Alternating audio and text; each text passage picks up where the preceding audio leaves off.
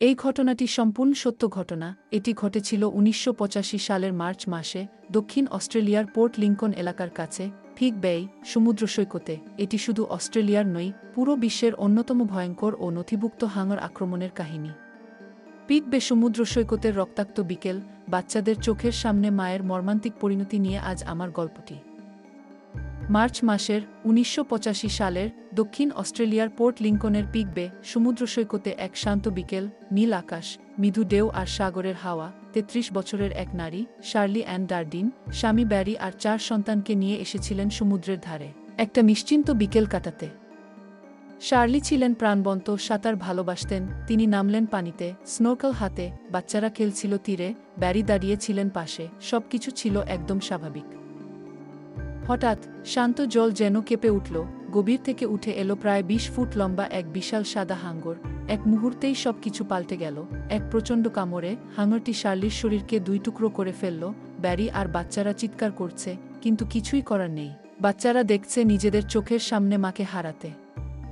কিছুক্ষণ পর শার্লির দেহের অর্ধেক অংশ ভেসে ওঠে জলে। তারপর আবার সেই দানবীয় হাঙর ফিরে আসে আর নিঃশব্দে টেনে নিয়ে যায় সবকিছু। জল রং বদলায় নীল থেকে গাঢ় লাল, আর সৈকতে নেমে আসে এক ভয়াল নীরবতা। উদ্ধারকর্মীরা পৌঁছানোর আগেই সব শেষ। না আছে কোনো দেহ, না কোনো চিহ্ন, শুধু রয়ে যায় পরিবারের অসহায় কান্না আর আতঙ্কের স্মৃতি। ব্যারি ডারডিন এরপর বহু বছর ধরে সমুদ্রের ধারে আর যাননি। তিনি সাক্ষাৎকারে বলেন, আমি দেখেছিলাম আমার স্ত্রীর জীবন শেষ হয়ে গেল আমার আর আমার সন্তানদের চোখের সামনে।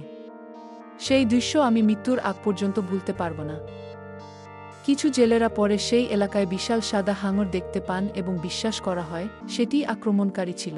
এই আক্রমণ দক্ষিণ অস্ট্রেলিয়ার ইতিহাসে সবচেয়ে ভয়ঙ্কর ও মর্মান্তিক হাঙর হামলা হিসেবে রেকর্ড করা হয়েছে।